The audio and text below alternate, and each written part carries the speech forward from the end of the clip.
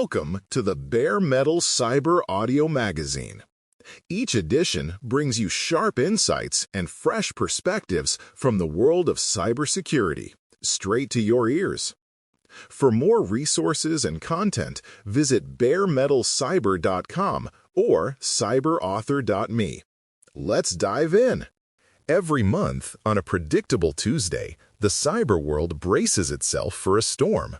Vendors like Microsoft and Adobe release their latest batch of patches, addressing dozens of flaws that range from the minor to the mission-critical.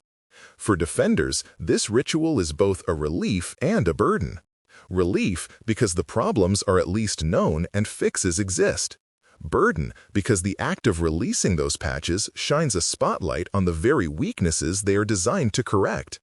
For attackers, Patch Tuesday isn't about fixing systems at all, it's a roadmap to opportunity. The clock starts ticking the moment updates go live, and the countdown is not in weeks or days, but in hours. By Wednesday morning, that opportunity window has grown into a feeding frenzy. Security advisories, patch notes, and even the differences in code between old and new versions are scrutinized by adversaries worldwide. Proof-of-concept exploits begin to surface, scanning infrastructure lights up, and the global internet becomes a hunting ground. Meanwhile, defenders are caught in a balancing act, testing patches, waiting for change approvals, and negotiating downtime windows. This creates the patch gap, a dangerous period where everyone knows the vulnerabilities, but not everyone has applied the fixes. It is in this gap that Breach Wednesday finds fertile ground. The rhythm is almost unfair in its predictability. Attackers move with speed and automation, while organizations are constrained by bureaucracy, legacy systems, and the fear of disruption. Yet, the reality is that every enterprise is part of this cycle. The question isn't whether the patch gap exists, it's how long it lasts and how effectively it can be managed. That is the tension at the heart of this story. The world has turned Patch Tuesday into an industry ritual, but unless organizations adapt, the sequel will always be the same: Breach Wednesday. The anatomy of the patch gap begins the moment a vendor publishes an advisory. Even when the language is cautious and the technical details are sparse, the message is clear. Here is a flaw, and here is the fix. To a determined adversary, that announcement is a treasure map. Attackers and researchers immediately begin a process known as patch diffing, which simply means comparing the old version of code with the updated one. The differences, often only a handful of lines, reveal the vulnerable function or logic error. With modern tools, this process is automated, and what once took weeks can now be completed in hours. The vulnerability that was previously a mystery to all but its discoverer suddenly becomes a matter of public knowledge, and exploitation moves from theory to inevitability at a speed defenders struggle to match. What turns this into a critical danger is that organizations rarely patch at the same speed vulnerabilities are revealed. Enterprise IT departments face a thicket of operational realities. Updates must be tested against legacy applications, maintenance windows must be scheduled, and change control boards need to be satisfied. Even when the security team is waving red flags about a critical CVE, the patch cannot simply be pushed live without careful consideration. A single bad update could knock payment systems offline, break customer portals, or disrupt supply chains. This caution is understandable, but it comes at a steep cost. While defenders deliberate, attackers are racing ahead with proof-of-concept code, scanning tools, and automation designed to find systems that are slow to apply the fix. Historical cases illustrate this gap with painful clarity. When Microsoft patched the infamous proxy logon vulnerabilities in Exchange, attackers had weaponized the flaws within days. Thousands of unpatched servers were compromised before many organizations even began their testing cycles. More recently, vulnerabilities in VPN appliances have followed the same trajectory. Patches are released, researchers publish technical details, and attackers begin mass scanning, often within 24 hours. The result is a window of exposure that is practically guaranteed, and adversaries know it. They build their campaigns around this rhythm, confident that a significant percentage of enterprises will lag behind for days or even weeks. Internet-facing systems exacerbate the problem further. These are the very assets that cannot afford delay, yet they are often the hardest to patch. Appliances like VPNs, firewalls, and email servers frequently require downtime to update, or depend on vendor-supplied firmware that arrives later than software patches. In cloud environments, misconfigurations or poorly maintained virtual machines can linger unpatched, sitting openly on the internet. For attackers, this is low-hanging fruit. They know that even if the patch exists, the operational inertia within enterprises buys them time. Breach Wednesday, in other words, is not an accident, it is a consequence baked into the way modern organizations handle patching. The adversary's speed advantage is on full display in the hours immediately following a patch release. Proof of concept code often surfaces online almost instantly, sometimes within hours of the fix becoming public. Well-intentioned researchers may publish these examples to help defenders test their own systems, but in practice, they are harvested just as quickly by threat actors. Automated tools streamline the process further, transforming raw research into working exploits with little human effort. What once required weeks of careful reverse engineering is now collapsed into a matter of hours. This democratization of exploitation is profound.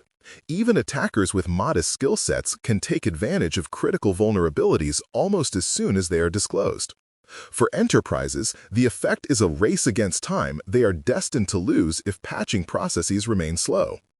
Every hour a system stays unpatched is an hour where the pool of capable adversaries grows exponentially, and with it, the likelihood of exploitation. At the center of this ecosystem are initial access brokers, a specialized class of cybercriminals who capitalize on speed. Their business model is brutally efficient. Scan widely, compromise quickly, and then sell access to whoever pays. A single unpatched VPN server or email gateway can fetch thousands of dollars in underground markets, providing immediate revenue with almost no overhead. Ransomware affiliates, data theft crews, and other criminal organizations purchase these footholds and repurpose them at scale. The result is industrialized exploitation, one vulnerability leveraged across dozens of intrusions in parallel. For the victim organization, the challenge is sobering. They are not just dealing with lone hackers, they are facing an entire marketplace of adversaries who have financial incentives to exploit the patch gap as fast and as widely as possible. This economy ensures that Breach Wednesday is not an anomaly, but a recurring line item in the cybercriminal playbook.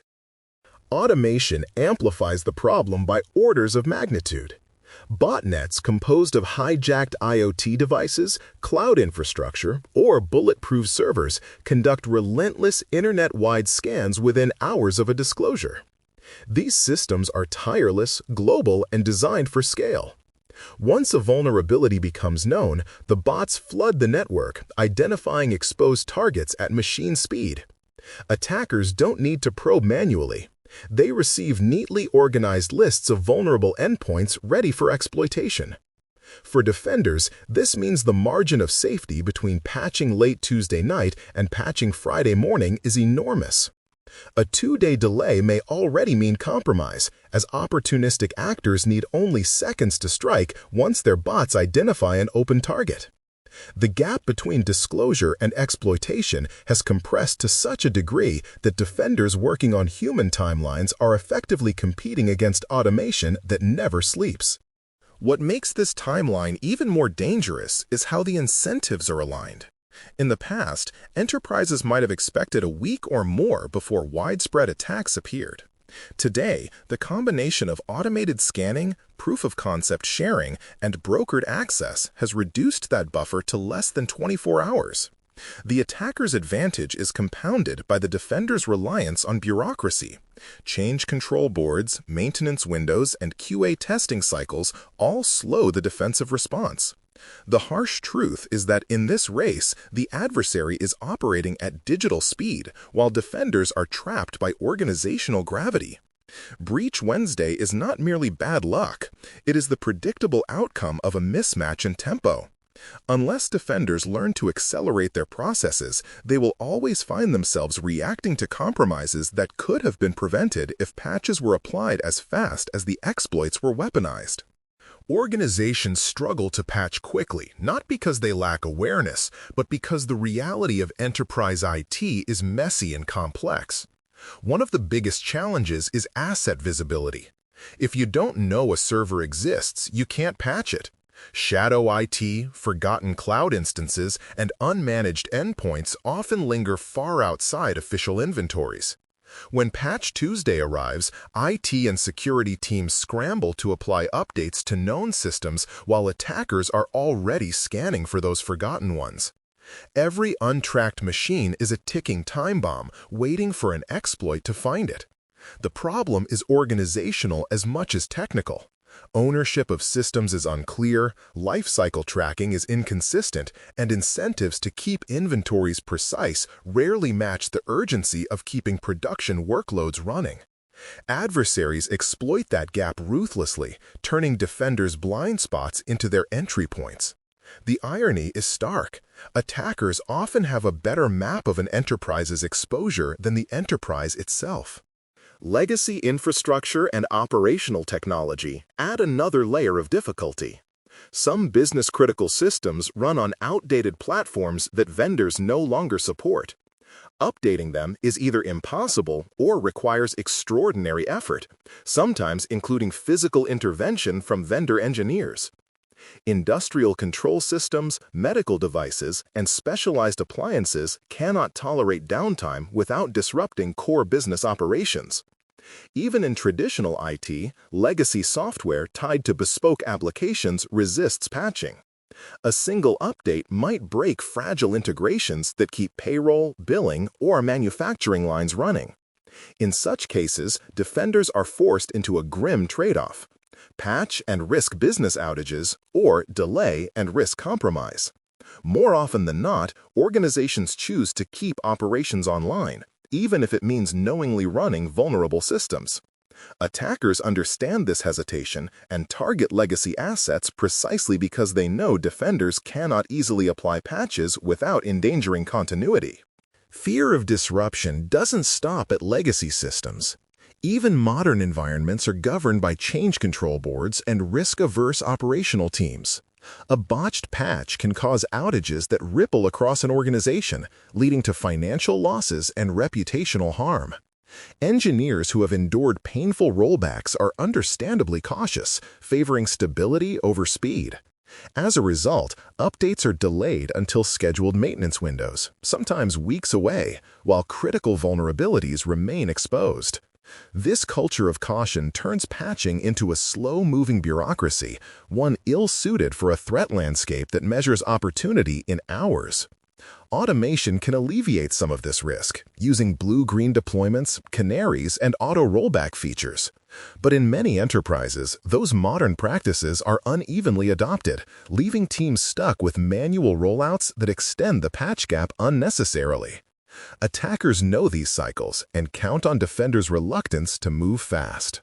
Third-party dependencies further complicate the picture. Modern enterprises rely heavily on SaaS providers, managed services, and third-party libraries woven deep into their technology stacks. When a vulnerability appears in a vendor-controlled product, the timing of the patch is outside the organization's control. Some providers act quickly, others take days or weeks. Even when patches are released, updating them can introduce regression risks in dependent systems, requiring additional validation. Shadow dependencies, like nested open-source libraries, make the problem even more intractable. An update to one component might cascade into dozens of indirect updates across the stack. Security teams often wait for software vendors to package fixes in a way that won't break compatibility. But attackers don't wait. They exploit the lag between advisory and vendor response. This supply chain complexity stretches the patch gap from a matter of hours into weeks or months, ensuring that even the most diligent teams cannot completely escape Breach Wednesday's shadow. The organizations that consistently outpace attackers treat patching as a risk-driven discipline rather than a rote process. Instead of aiming to update everything at once, they focus first on vulnerabilities that pose the highest danger. Intelligence feeds like CISA's Known Exploited Vulnerabilities list or predictive scoring systems such as EPSS give defenders an edge by highlighting which flaws are most likely to be targeted.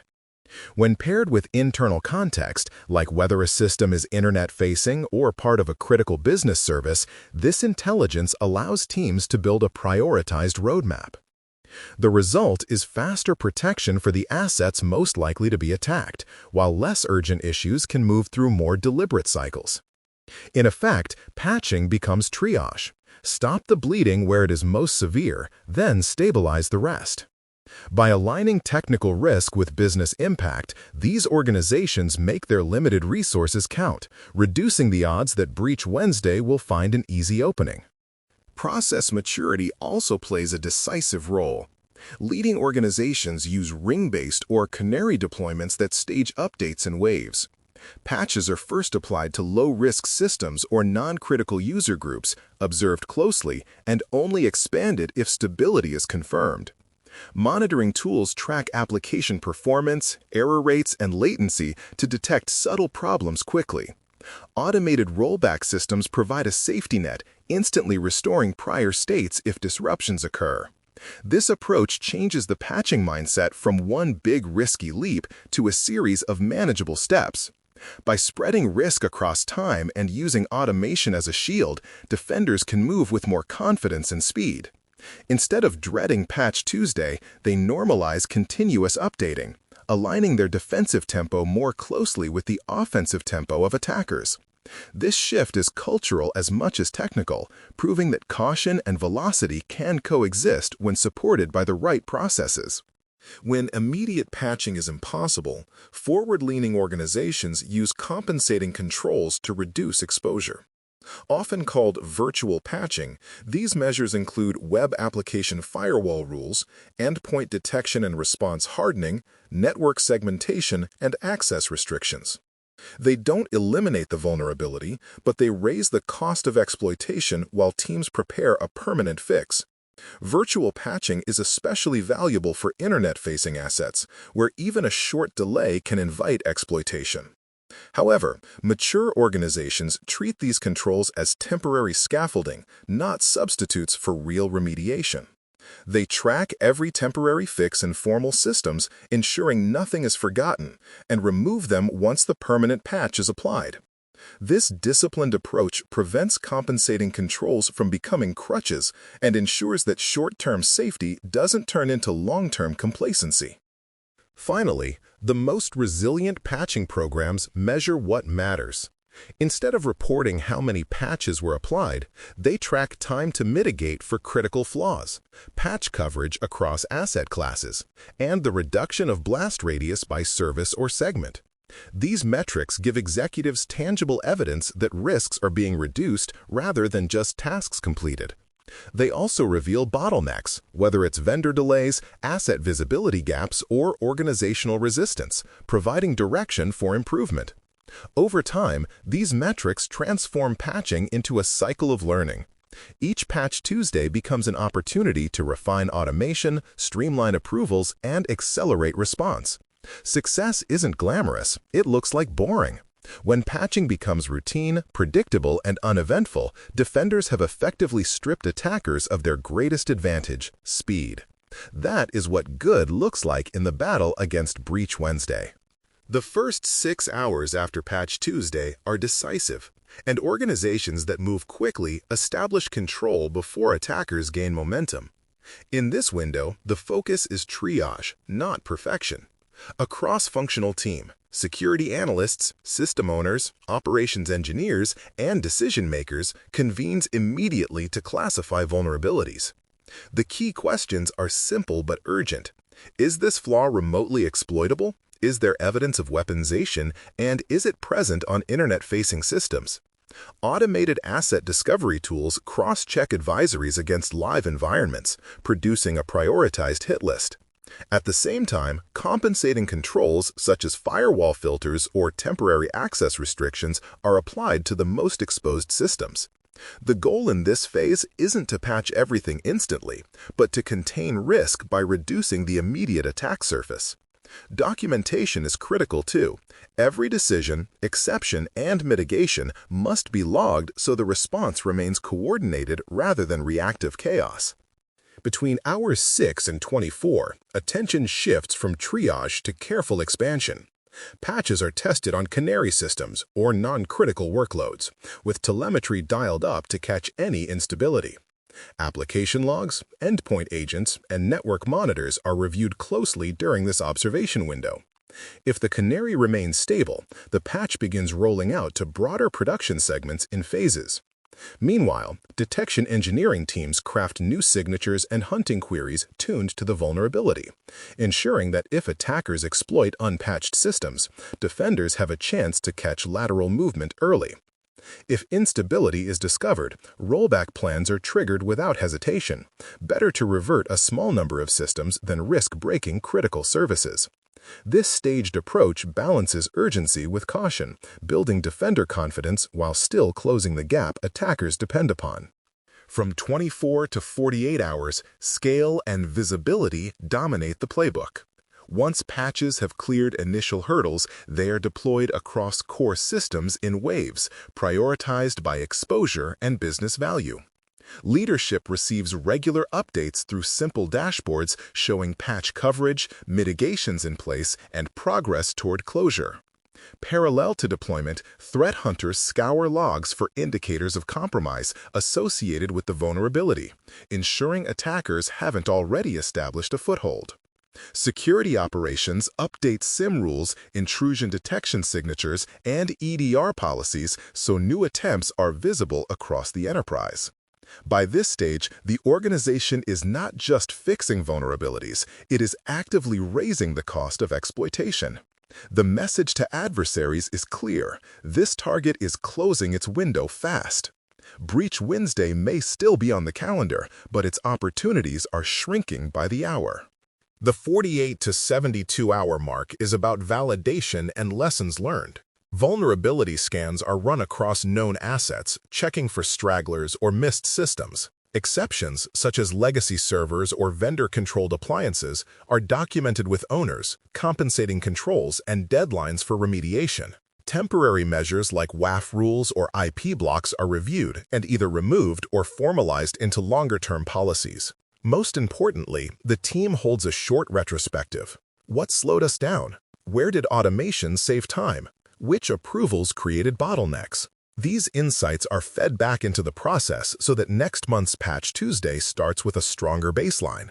By institutionalizing rapid triage, staged rollout, and retrospective improvement, organizations convert a dangerous scramble into a predictable cycle. The patch gap may never disappear, but disciplined playbooks can make it shorter, less painful, and far harder for adversaries to exploit.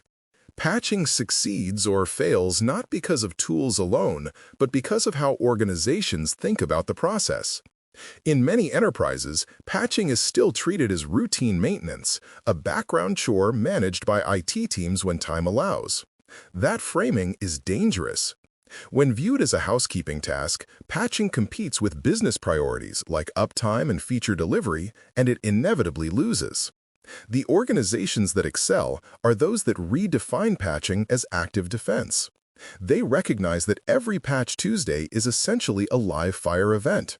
New vulnerabilities are disclosed, adversaries are already working on exploits, and defenders must respond with urgency. Treating patching like incident response creates accountability, urgency, and focus. It reframes the patch gap from an operational inconvenience into a security emergency. This cultural shift doesn't happen overnight, but when it does, it transforms patching from something teams dread into something they execute with discipline and speed. Speed is not merely a technical outcome. It is a cultural value that must be deliberately cultivated.